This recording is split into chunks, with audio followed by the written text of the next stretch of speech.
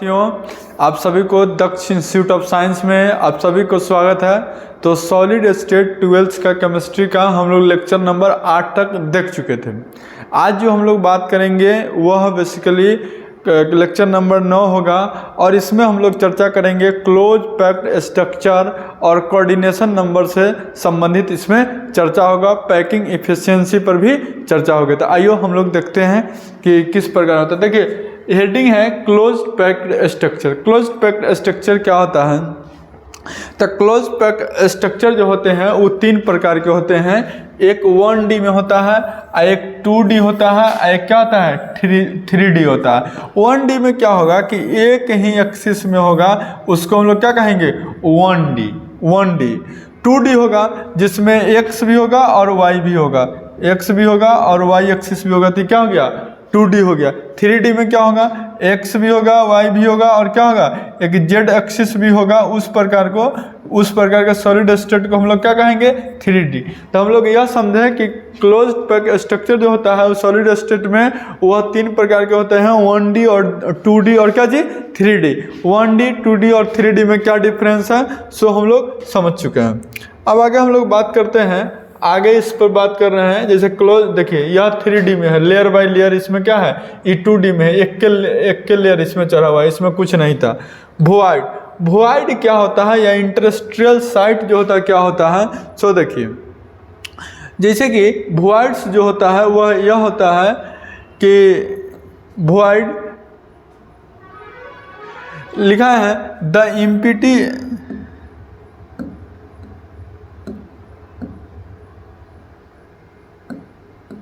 लिखा the empty space remains between spare after the packing of the spare is known as void, या इसी को whole कहते हैं या इसी को इंटरस्ट्रियल साइट कहते हैं। जैसे कोई स्पेयर को हम लोग क्लोज पैक कर दिए, क्लोज पैकिंग के बाद मान लिया जाए कि यह यहाँ जगह बच रहा है, इस जगह को हम लोग क्या कहेंगे वॉइड।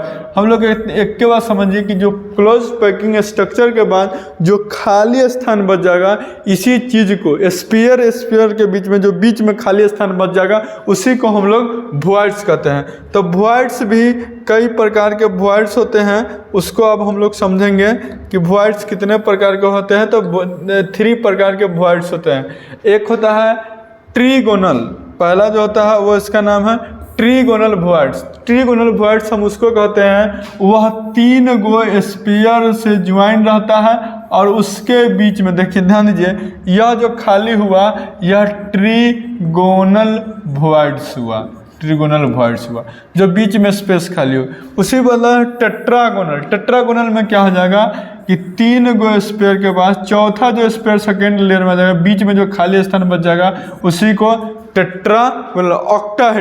ऑक्टाहेड्रल में भी क्या होगा कि उसी ऑक्टाहेड्रल में भी क्या होगा कि स्पेस जो होगा वह ऑक्टाहेड्रल में इस प्रकार का होता है। ऑक्टाहेड्रल में इस प्रकार का होगा, यह एक स्पेयर हो गया, यह एक स्पेयर हो गया, यह एक स्पेयर हो गया और यह एक स्पेयर हो गया और यह एक स्पेयर हो गया और यह एक स्पेयर हो गया। इसके बीच में जो स्पेस खाली हो जाएगा उसी को क्या कहेंगे हम लोग ऑक्टाहेड्रल वॉइड्स कहेंगे। तो ऑक्टाहेड्रल वॉइड्स को हम लोग इसका जो कोऑर्डिनेशन नंबर जो होता है ट्रीगोनल का कोऑर्डिनेशन नंबर 3 होता है, टेट्रागोनल का कोऑर्डिनेशन नंबर 4 होता है और ऑक्टाहेड्रल का कोऑर्डिनेशन नंबर जो होता है वह 6 होता है, क्योंकि जितना एटम्स उसी को क्या कहते हैं कोऑर्डिनेशन नंबर कहते हैं। अब कोऑर्डिनेशन नंबर भी कई प्रकार का कोऑर्डिनेशन नंबर होते हैं। एक का नाम है कोऑर्डिनेशन नंबर है जिसका नाम है टेट्राहेड्रल वॉइड्स, जिसके 2n होगा, क्या होगा 2n होगा। ऑक्टाहेड्रल वॉइड्स उसका n होगा। n क्या है रैंक है, जैसे SC BCC FCC। SC का होता है सिंपल क्यूबिक का 1 होता है, BCC का 2 होता है, FCC का 4 होता है।